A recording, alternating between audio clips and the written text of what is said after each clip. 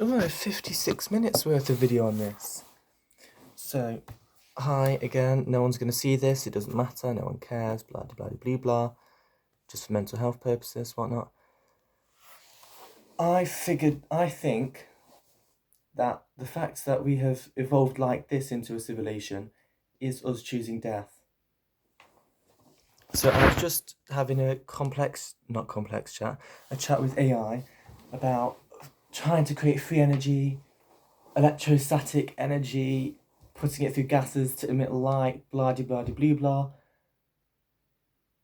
But if you think about it, human bodies can withstand low temperatures, and human bodies can withstand hot temperatures. We can live in the dark, in darkness. Our eyes can adapt over time, and we can live in light.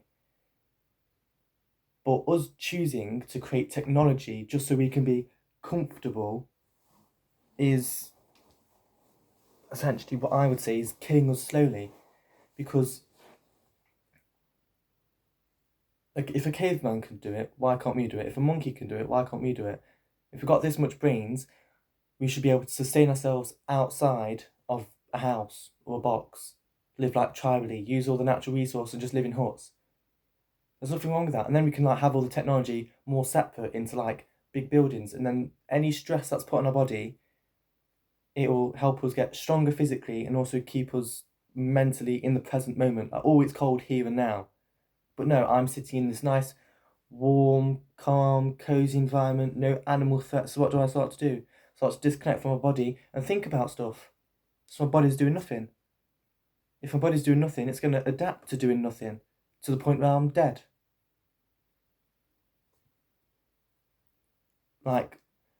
Thigh muscle mass is inversely proportional to mortality. But that's actually a different reason. That's because the chemicals and whatever free radicals in your body get stored there before they go to your organs and kill you. Muscles like your batteries, piezoelectricity.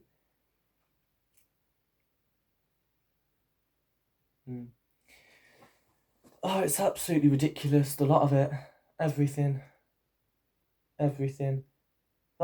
Humans evolved from being hunted by saber-toothed tigers, supposedly. Oh, then I should be bloody congratulated for being here then. Thank you to all of my ancestors that got me here. Now what am I doing? Crying and stressed about bits of symbols on paper. What's that? 5,000, 6,000, 7,000, 10,000, hundreds of thousands of years ago, my genetic information in my body was fighting mammoths in tribes of people. We were eating and we were warm because we had fire. But now what am I doing? Sitting here. Oh, what am I going to buy from the shop today? Oh, what's healthy for me? Where does the food come from? Where does the energy come from? Who runs the world? Why can't I do this? Why can't I do that? Oh, I need the money to go somewhere. Because my lazy ass that would chase down rhinos and elephants over hundreds of miles until they died of exhaustion can't walk across a tiny little island in Europe. Pathetic. And as if we've got the system and infrastructure to feed us for doing that.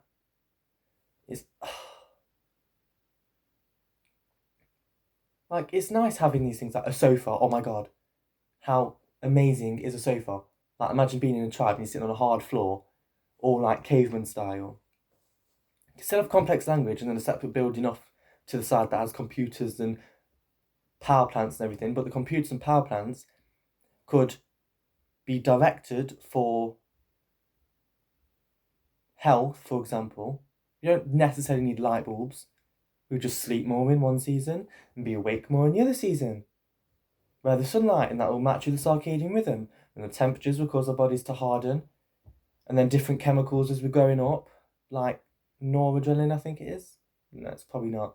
When you put in cold temperatures, your body releases loads of chemicals to get your muscles going because they spasm to warm your body up. That's what, I don't know if it's called anaphylactic shock. No, when you jump in a quarry and you start, because your brain sends chemicals to your muscles to keep moving to get warm again. Where was I? In tribes. Yeah. Then your bodies will adapt. And then for those who can't adapt, Well, then you get energy for the X-ray machines to check for healthcare ingredients. All the electricity and technology can be utilised for proper stuff, not, let's think of something useless. Lights. Lights. I'm pretty sure we've got plenty of time in our year and lives to be physically doing stuff in the daytime. There's plenty of time in the summer. You just be awake more, doing more stuff. And then in the winter, you'll be doing less. And if it's anything like technology, you'll be staring at a screen, not everything around you. You don't need to go to the toilet. You just have a little torch on your phone guiding you the way, because it'll be night time. Or you'll be doing it in the daytime. You don't actually need light. The only reason we need light is because we're disconnecting from the natural rhythms of everywhere. And how do we expect to disconnect from something as powerful and natural as the rhythm and pattern of the sun around the earth without dying or facing the consequences? And that's perfectly fine. It's just a level of comfortability. That sounds like it should have an extra syllable in it. Comfortability.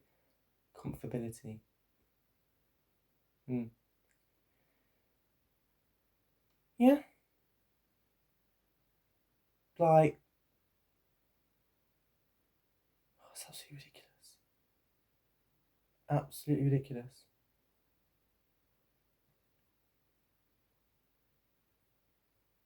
Oh. I don't.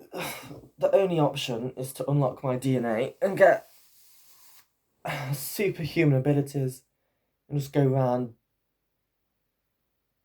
I'm not going to say what I want to say. And go around and help.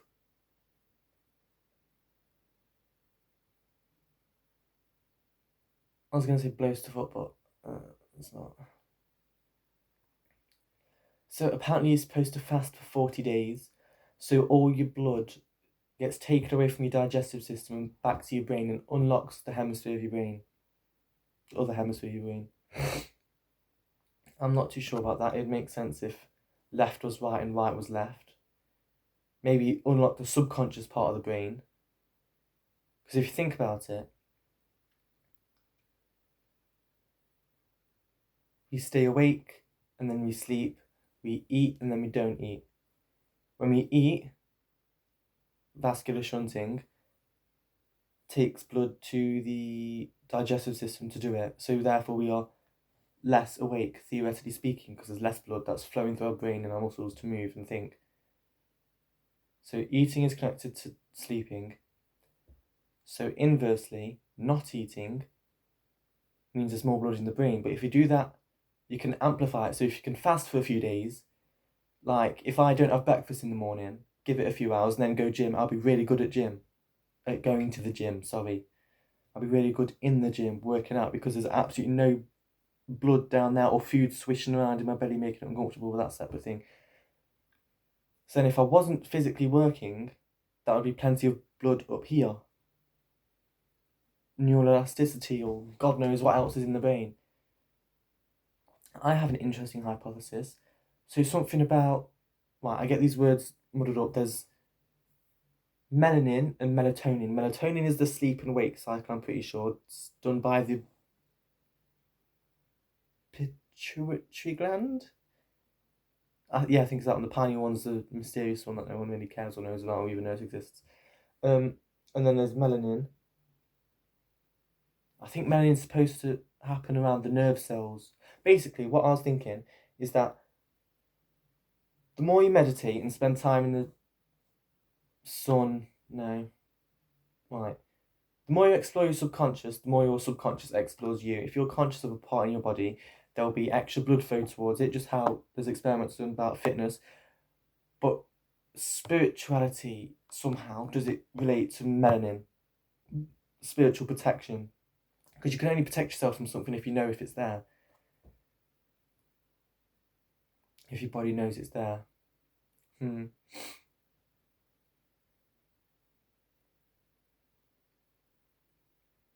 Because your genetics is supposed to be memory, isn't it? It's supposed to be memory.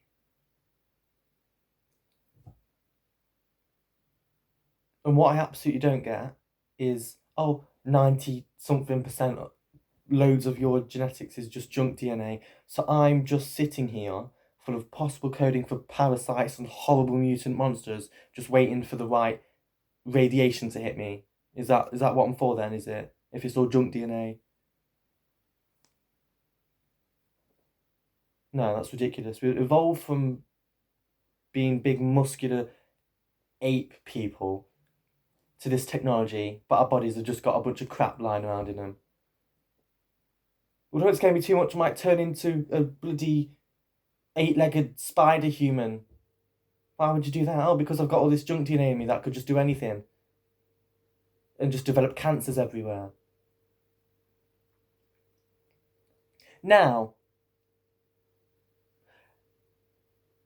so, if we can imagine lifting heavy weights and actually have an effect on the body, if we can imagine situations happening and then not be able to dissociate reality from non-reality, whether it's craziness, basically breaking the systems in your brain. Like if I meditate hard enough and push my eyes into the top of my skull and try and connect to higher things, I can induce deja vu feelings in myself. If we can do that, then surely it will work on the genetic level as well. If my kids and grandkids and grandkids and grandkids all did this meditation because I made like a little cult that we all did and we all got like really massive arms or something from it, then our genetics is going to evolve. So 500 years down the line, we won't need to do that and we just have massive arms. So what if we did that for everything, but on a genetic level? So I could literally grow extra limbs if I wanted to. If I moulded or had enough neural elasticity to imagine a limb coming out of me and what it would feel like, and copying the information I've ever received from this leg or this leg into like the sides, or maybe my arms, and my arms become really muscly.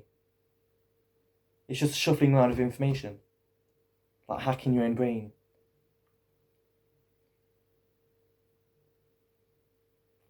And I have another hypothesis: meditating or sleep and dreaming is the only thing that holds us back. And so you wake up and you have information come to you all the time, visual and sensual information, whether you're conscious of it or not. You then dream about it, and your subconscious runs it through and back. Your subconscious is like a person that can pick things out depending on what your conscious mind goes to. No, it's like, right, there's a library full of books. You walk in, which one do you want to read? Every book that has every piece of information ever, the infinite library, the Akashic records, whatnot, but you can pick it. You pick a horror story. This book is so scary. Whining like a baby. Close the book, go to a different aisle, and pick up the good one. Oh, but this is a good book. It's not a horror story. It doesn't, and then it doesn't really mean anything to you. Start reading it, and then you're like, oh, this is a really nice book, like that. But imagine each book is a memory or a different piece of life. I can sit here and complain about things I haven't got. Like, oh, I've not got a massive car. I've not got too much food in my belly all the time. Blah de blah de blue blah. Or I can sit here and go, I'm so grateful to be inside this box right now because it's cold outside right now. And then start taking away the meaning of life. Then you get empaths and narcissists, the two opposites that are like, oh, I want to help other people. Ridiculous. Where was I going with that? Anyway, conscious and subconscious. And then you can pick the memories.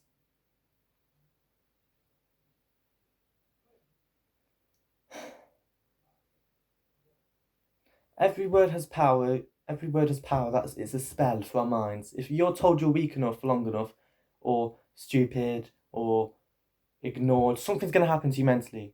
Undeniable as far as I'm concerned. So, what if you meditated and then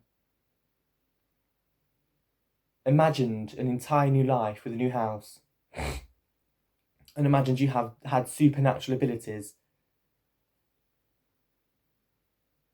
Would you then start to gain them?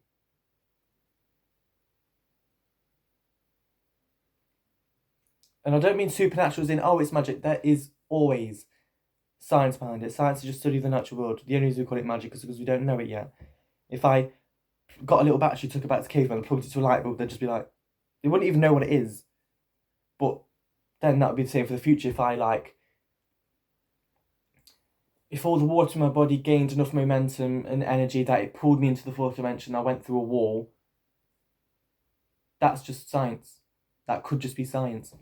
Like, I can read it, like reading someone's mind is less magic than it was back in the day, because we all have fields, auras, mentality. If you could put car keys to your head and it can amplify a signal in a car park more, then what thoughts are already in here will be amplified in some sort of wave, spectrum, frequency, and you're just a body filled with fluids that catch different frequencies. And if you're listening right, like, I can focus attention on the end of my toe right now, and my toe might be picking up, I don't know, a hyena roaring into the ground miles away that I can't actually hear with my ears. Oh, but my toenail has the right resonant frequency for it. And then next minute you're reading people's minds and predicting what's going to happen. I've done it a few times, like looking for my things, and I've just walked around the house and I'm like, and there's this small little thought, this little voice that goes, oh, check there, but it's just not loud enough, and I just keep walking past it, and then lo and behold, oh, it's right there where I thought it was. Oh, if only I'd listened to that little voice a bit more. And then that would be what meditating practice is: quieting the conscious mind, letting the subconscious mind come through, because the subconscious mind is what everything is. It's like on and off. If you're alive in reality, you're only experiencing this reality. As soon as you're dead, you're in every other one but this one.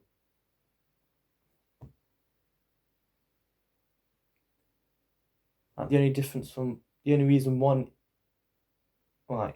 Let's start with numbers and principalities of how the universe and awareness emerges. So there's nothing.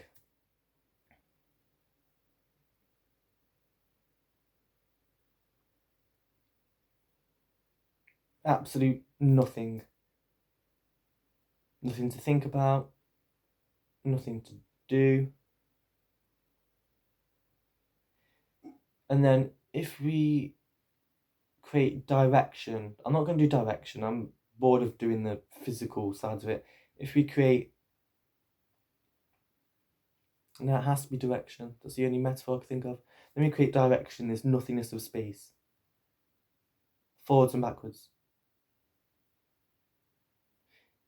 Is that right? Now imagine a big black void, big black satanic cube, whatever you want to think of, massive void of all the different dimensional entities, energies, but no physical matter whatsoever.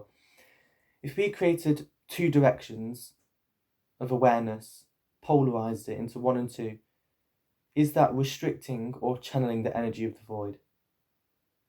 Both. Because if we didn't have it, whatever energy or awareness we flow into this invisible box of space, wherever piece of attention I look into this, it can flow freely. So by directing it, we amplify it and restrict it, because we're channeling it. And then what is that, the first dimension? Yeah, that's the first dimension. And there's only forwards and backwards. So if I was a little fly, a hoverfly, for example, in the 3D, the only way I'll be able to move about is by reversing myself and zooming out. No, because then I have to rotate around the room. Basically, forwards and backwards.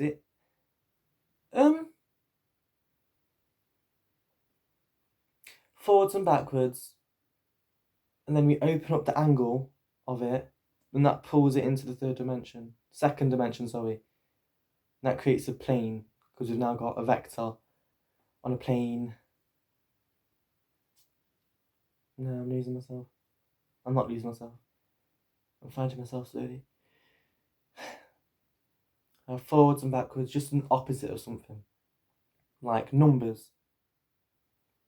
It's just a range, really.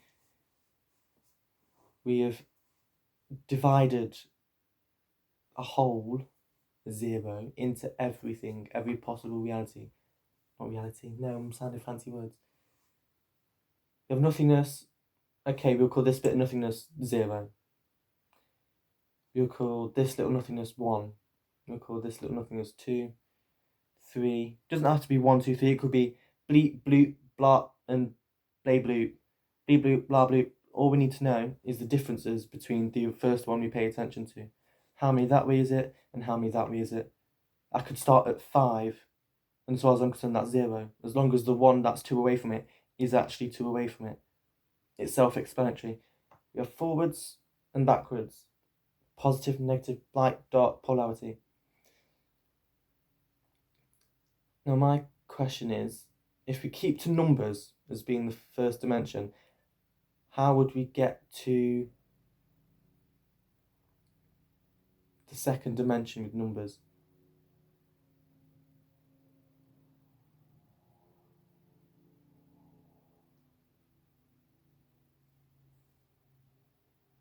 I would say that's when we get in between whole numbers. It gives the illusion. If I had a big number here and a number here, and then I had one in between it, like zooming in, I'm making depth, an illusion of depth to it. So next minute this line turns into a massive piece of paper, and I was only looking at the edge. How far this way, how far that way. I think that's making sense. We have one unit of measure, and by segmenting it and creating another, that is an extra dimension. I think so. Because it's it's a difference between the numbers.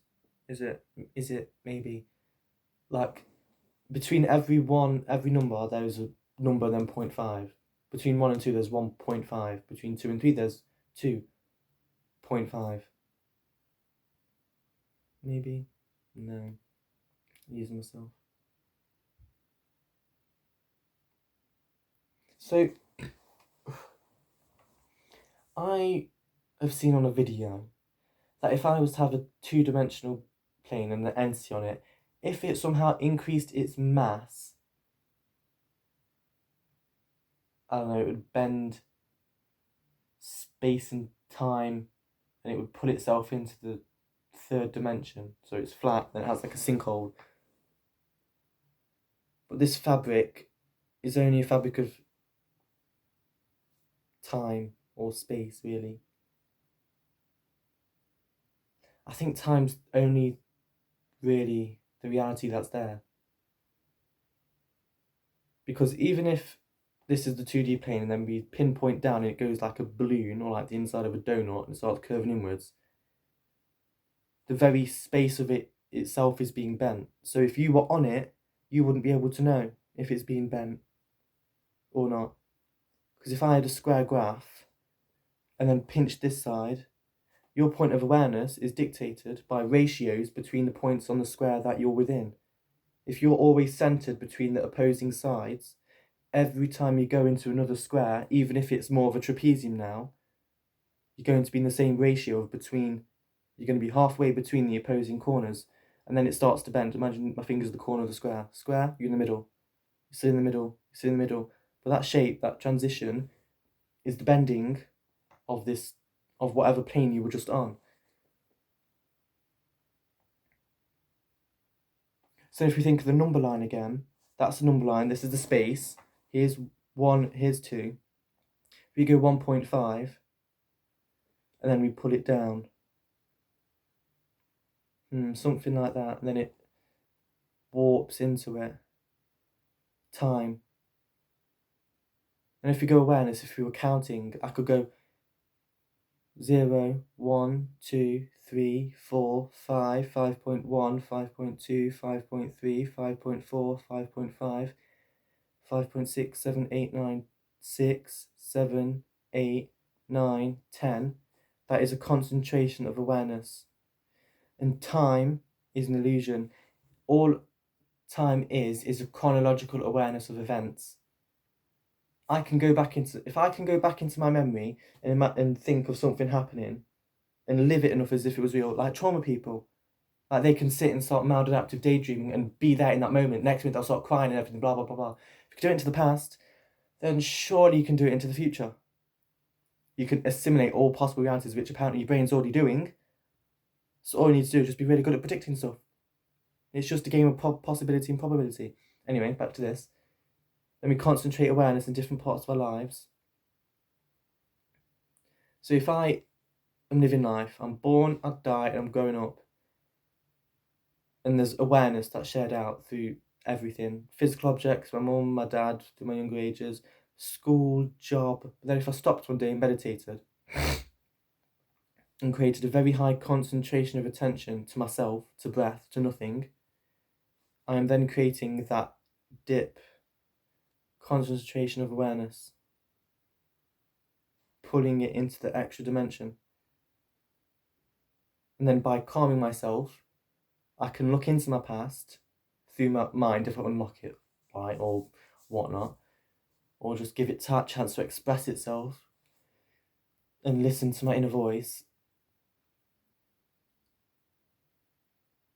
Predict the past, predict the future. If you don't learn from the past, you won't know what's going to happen in the future. Just how apparently the world's repeating itself history-wise through big events like stock markets and things. There's these big invisible rhythms of things that are changing. So if I go back into my past, into my brain, I'll slowly start learning about everything that's happened, and maybe I can assimilate patterns into the future. So instead of going astrology and going, oh, this planet orbits this much, so in 2 years' time this will happen, you can forget all that and go, in my head, meditate, oh, 2 years ago I felt really sad for like 5 months because of a financial issue. And 2 years before that happened, oh, the time's now this, so in 2 years' time, or a year's time, I'm going to be really sad about a financial situation. Done. That way we can disregard all the crap being thrown at astrology or God knows what else. Done.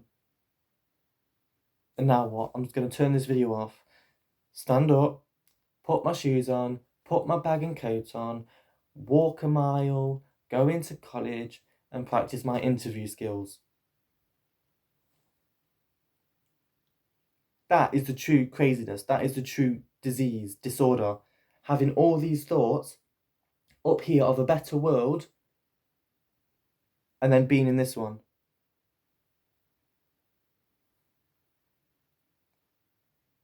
Forget like knowing if it's real or not.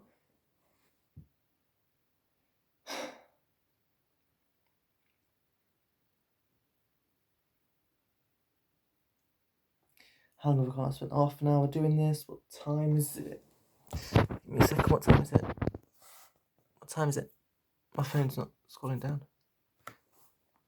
13 past 10. Oh, that's fine.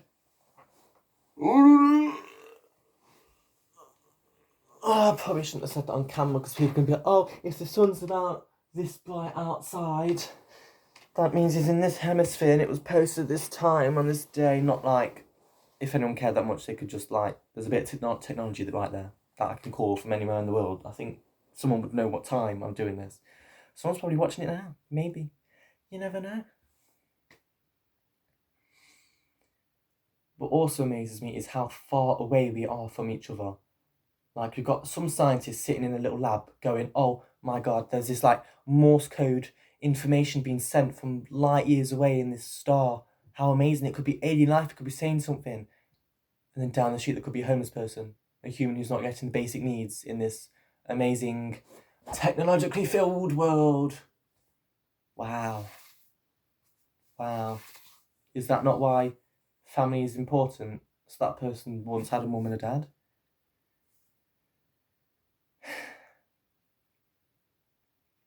Then if we get to the point of mental health and addictions,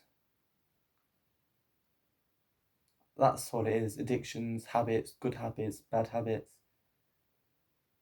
I may not like cold water, but if I get into the habit of it,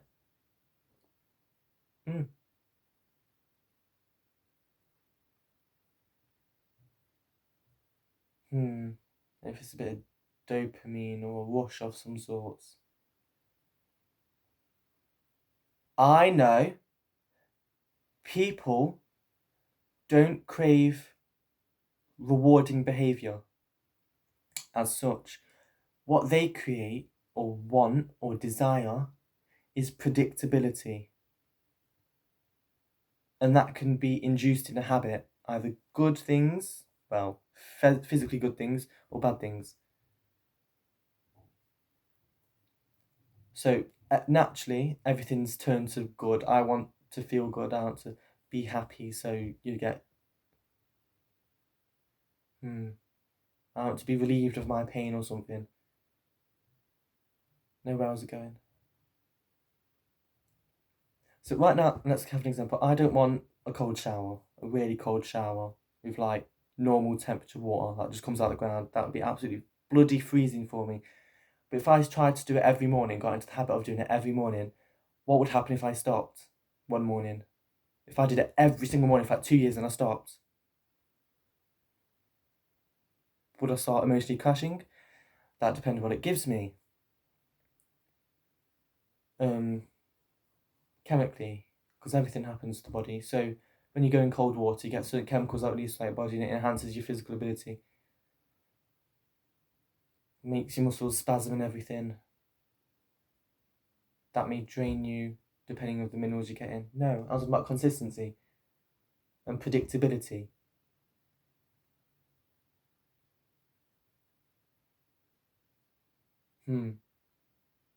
Or the freeing of the craving of predictability. Because if I wasn't to do any sort of drugs or eat any sugars or do any behaviours that give me a sense of mind where I don't need to worry about if something's predictable or not, because I can sit here and be like, I'm stuffing my face with cake and the sugars and all the 100 other names for sugar other than sugar itself. If I wasn't doing that, it would be, I need to, no, I'm not picking myself up. I need to go to work, I need to sleep, and I need to eat. Can I sleep? Can I eat? Do I have shelter? Will I have shelter tonight? Will I have food tonight? Will I be able to sleep well tonight? Can I rest well tonight? And then we get stressed like, if I don't go to work, I don't get paid. I can't have shelter, food, or sleep. Proper sleep and rest. In the shelter with the food. Predictability.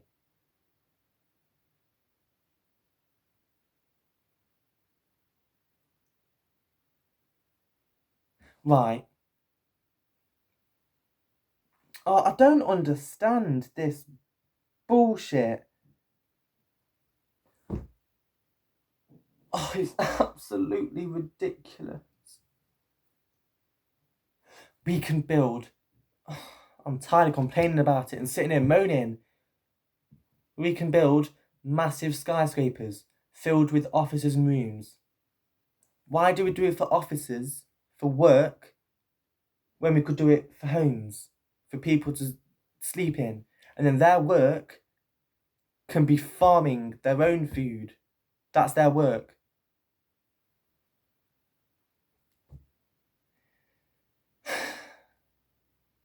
Their work can be digging the wells. That way, they're working, they're being productive, they have a place to stay, and they have food and water. And then, once they have food and water, they can be like, okay, I'm getting a bit bored of this. And then they can start doing other stuff like having a job, building more houses, more work. Because where is this technology taking us? It's not taking us anywhere. It's sucking us up into a system of monopolization. Like right now, no one, well, I say no one can, if I was tribal, no one's going to profit off me. I'd be outside in a field, sticks and stones to make my shelter, wood, fire, the little bits of nitrogen, water, and then food from the local environment and a little farm. I can sustain myself. And if fitness and everything, I could do calisthenics or whatnot. Get nice physically fit, I can teach myself. all alone. Well, there's the social challenges as well. If I had a little group of friends, done. No one's closed system. Well, compared to the massive forest I would be in, a little closed system. Oh, then we have a house. The house cost work and effort, which got money. Money is power. The equivalent, supposed to be an equivalent to physical energy in the world. But that physical energy of doing stuff is now, I think it's being channeled into mental energy.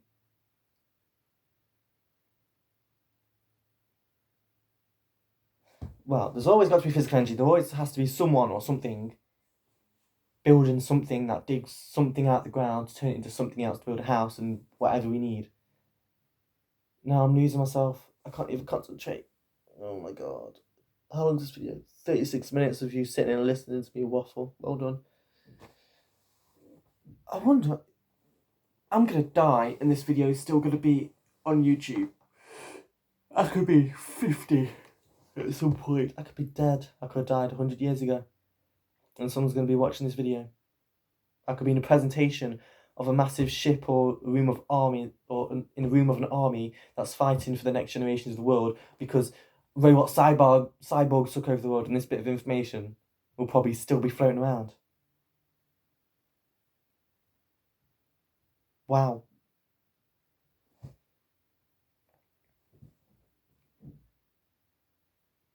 Something else that's lazy, something else that is absolutely lazy, is us putting ourselves into digital form. How lazy of humanity. If we can create a phone and know everything about the phone and be in a system where the materials to make and keep the phone up running and protected is abundant, I'll just put my consciousness in that. Oh, then I can live forever as long as all the materials going around, blah, blah, blah, blah. Oh, because the phone's simpler, is it? All it is more circuitry. But what if you just did that to the body? Oh, it's too hard and complicated. Oh, we still don't know about the body and everything it does, not even the brain. Oh my god, well done. Well done.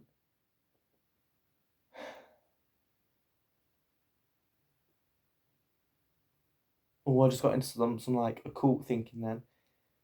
I was thinking, well, the reasons we've dived into phones is because what do? They do stuff that we want to do, but easier and better. Start off with communication. I want to talk to this person. This can do it. I want to take a picture. What's a picture? Oh, now I can take pictures, now I can take videos. Now I can write text messages, PowerPoints, words, and it gets evolved into this massive world that's in there that filled with stuff I want to do, but want to do it easily. I don't want to run all the way to my teacher's house to hand them my homework. So I can send it to him. And someone gets money off that. And it does stuff easier. Where was I supposed to go with this? So what's being explored more? The phones. Does that not mean that people don't want to be healthy and happy? Oh, as long as some sort of food's going in my mouth, so I'm alive for the next day, or I've got enough energy, or my parasites are alright, I can go on the phone and do everything the same the next day. Do people really want to be happy and healthy?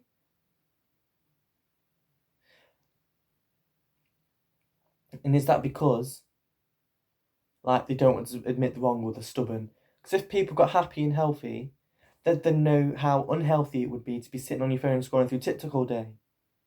How good can you confront yourself? Can you stand up for your actions? Can you be mature? I have the opportunity right now to go straight into a really good industry and earn loads of money off it. But it's going to be taking my time and energy. I could pick a very low paying job, just like a shopkeeper or something. No, not shopkeeper, just working in retail. No, because that still takes loads of my time, because it's brain power, not physical power and time that's put into it.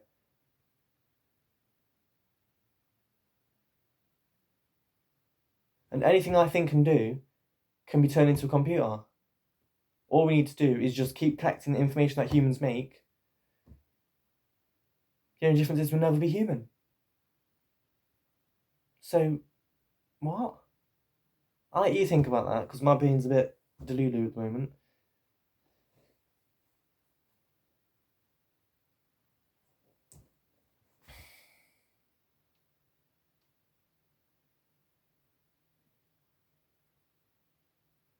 also fascinates me is how certain animals seemed, or maybe are, seemed less intelligent than humans, but then all of a sudden, elephants bathe at a full moon. Okay, then. Oh, elephants put all their weight into one of their foot on the ground, and then they blow the trumpet, they blow their nose, I suppose, into the ground, and it creates a vibration, and from miles away, we can feel the vibration in the foot. Whoa! What the fuck? Forget phones! Forget phones! Oh, but humans are so amazing. What, we've created phones to do it for us? No, we're just lazy. Humans are just lazy.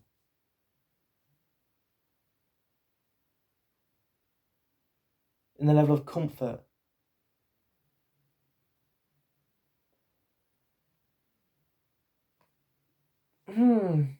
Suicidal tendencies. To live. To be in a physical body is supposed to be so great because we do physical things. So what do? We waste our physical energy eating, entertaining ourselves, and going to work. No, I'm supposed to say something after that. And that's all in the mind.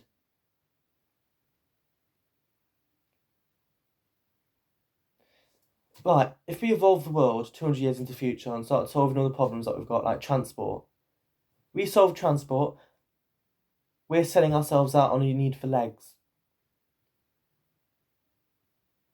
If we have text messages and evolve that enough and type quick enough, more efficiently, we cheat ourselves out of a mouth and ears. If I then get that information, plug it into my head and have it wirelessly transmitted through Wi-Fi, I'm cheating myself out of eyes and my senses.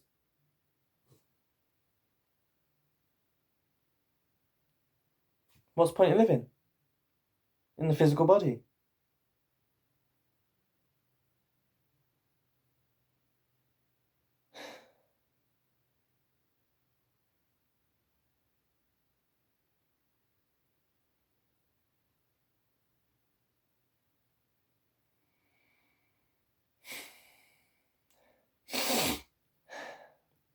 "42 minutes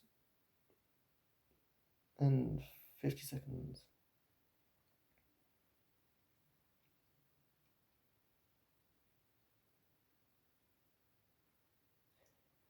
Cheating ourselves out of our own, but selling our bodies.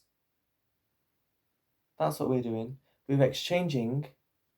No, we're already sacrificing our souls, our minds. I sacrifice my mental ability to work things out for the money that means I don't have to use my legs that often, or my arms, or my eyes and ears.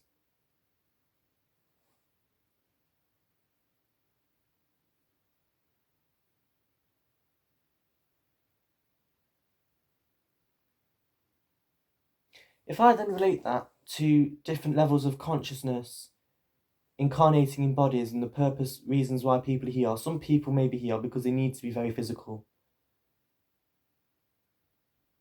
That would explain why humanity has loads of different souls and everything, maybe.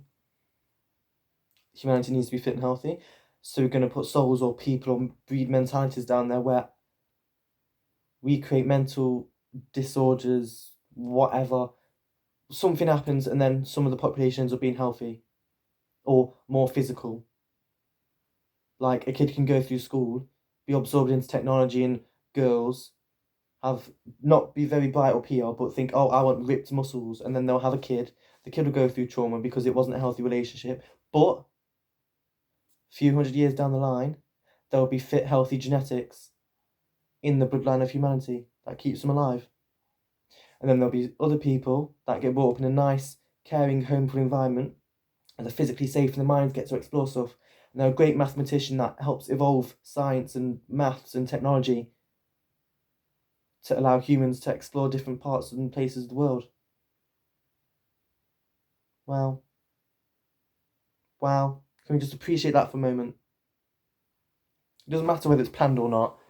What matters is it's happening, whether you like it or not. Now, if we got a perfect world, we'd be able to truly explore what we want to do. Every single person in the world had a nice family, home, care, no disease, mental disorders, nothing, no bullying, nothing. What would they want to do? Would they even want to do anything? Or is the reason we have hobbies a disorder or something? Why do I have to be doing something to be having fun? Why can't I just sit down and have fun, just being here? Why can't I have fun? If I can imagine things in my head to make me cry, then I can at least imagine things in my head to make me enjoy the present moment. Oh, I like long distance running. Oh, did you know? Because that turns out that you had a very bad home environment and never felt safe where you were, so it's your fight or flight instinct kicking in, making you want to run away.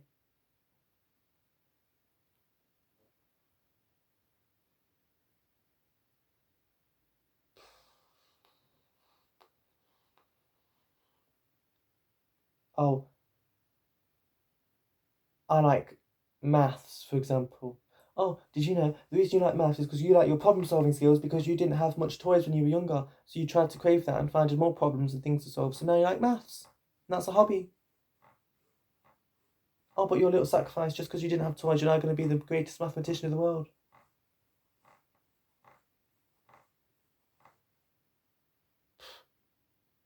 Wow. To think I can't just be in this world, have the basics of what I need, food, shelter, more, and sit here and be left alone.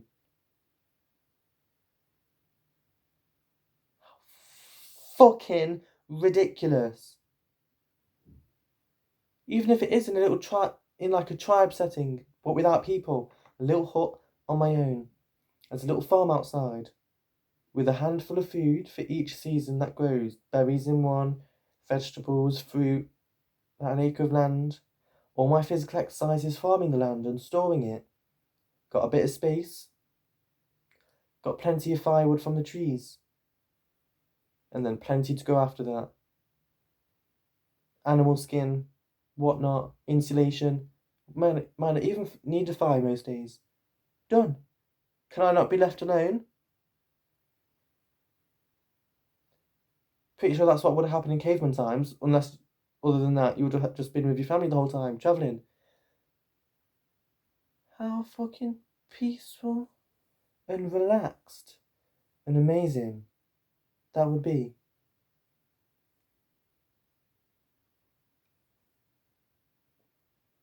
That's what people want. They just want a nice view to see why they do it. Oh, but they're lazy because they want to be warm, or they don't want to walk very far. So we create a massive world where we have to work for money, waste our lives away so we can go on a holiday, which actually that's how we should be living. But no, I get born, bang, I have to go in school and learn the same things other people have learned, because that's apparently fact. Even though it's going to change in a few years' time. Went in school learning about 8 electron shells, and then now I'm learning about how they're actually clouds, or just clouds of possibility and probability, evolving it. So I've wasted my time learning about electron shells. No, well, it developed your... No. You shouldn't have done that. You shouldn't have to lead me on through half-truths to get me to understand the bigger picture. If I can comprehend it, give me exactly what I can comprehend. If I'm only smart enough to know a chair creates friction on the floor, then just teach me that. And then through my own mental capacity, I will evolve beyond it and go, okay, what's the chair made of? Science, blah, blah, blah, electron clouds on the outside, at my own pace. Because putting it through schools is just a filtration system. Who evolves quicker? Who evolves better? Oh, who does evolve quicker and better? Who learns all the maths? Grab them, stick them into the system, keep the system running. Work, sleep, earn, eat, repeat. Work, sleep, earn, eat, repeat. What does that do? Funds the schools and the knowledge and the world around them to keep doing it. What if I just had like a family of kids? If I got really rich, had a family of kids, but raised them like as if they were caveman style. Still taught them language and maths, everything that, like, the basics of everything, and if they wanted to explore it, give it to them. They'd probably end up exactly the same. All it is knowledge. And the transferring of information to your young children as they're developing. And that will develop them as people. But we're channeling that into what we call the system.